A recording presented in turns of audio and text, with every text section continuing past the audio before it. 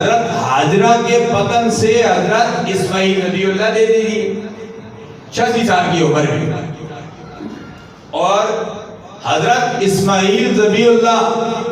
کا ختنہ ہوا 13 سال میں، اور اسماعیل ابراہیم خلیل اللہ نے اپنا ختنہ 90 سال کی عمر میں خود کیا۔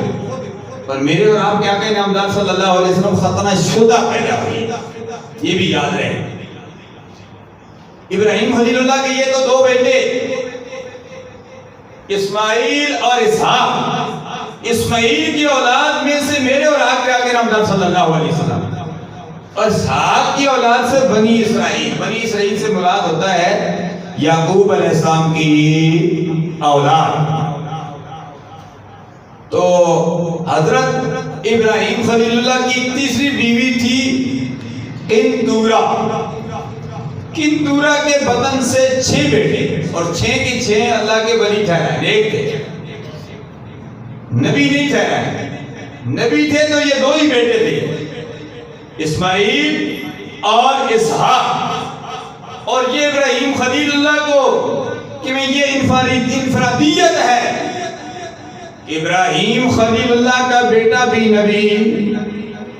آپ کا پوتا بھی نبی، یعنی یعقوب علیہ السلام آپ کے پوتے وہ بھی نبی، آپ کا پڑ پوتا حضرت یوسف علیہ السلام بھی اللہ کے نبی، خود بھی نبی ہے، بیٹا بھی نبی ہے، پوتا بھی نبی ہے، اور پڑ پوتا جس کو کہتے ہیں یوسف علیہ السلام وہ بھی اللہ کے نبی۔ یاد رہے کہ یعقوب علیہ السلام کی شادیاں بھی آپ نے پہلے ایک بہن سے شادی کی، 2 بہنوں کو اکٹھا نہیں کر سکتے، تو آپ نے لیہ سے شادی کی۔ جب لیہ کا انتقال ہو گیا تو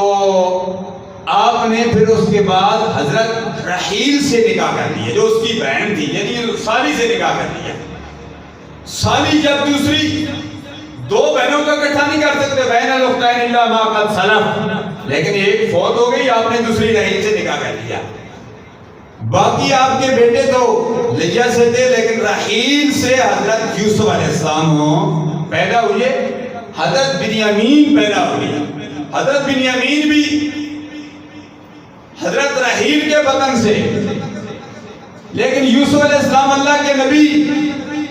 گویا یا حضرت ابراہیم خلیل اللہ کے پڑپوتے یوسف علیہ السلام بھی اللہ کے نبی، پوتے یعقوب بھی اللہ کے نبی، بیٹے اسحاق بھی اللہ کے نبی، لیکن یہ جو سلسلہ چلا اس کو کہتے ہیں بنی اسرائیل، اور جو حضرت اسماعیل سے اولاد چلی اس کو کہتے ہیں بنی اسماعیل۔ میرے اور آپ کے آقا نامدار صلی اللہ علیہ وسلم ابراہیم خلیل اللہ کی اولاد میں سے ہیں، لیکن آپ حضرت اسماعیل علیہ السلام کی اولاد میں سے